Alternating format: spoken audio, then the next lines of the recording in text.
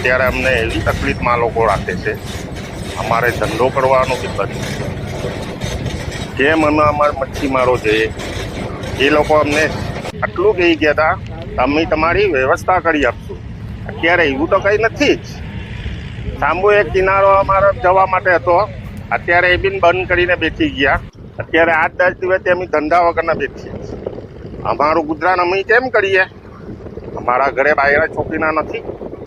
એવા તો કેટલા સાહેબ એવા બધી આશ્રમણ આપે, કોઈ કંઈ કામ જ કર્યું. અમારી માંગ છે અમને હોળી બંદર આપી લે, અમને બીજું કંઈ જોતું ના.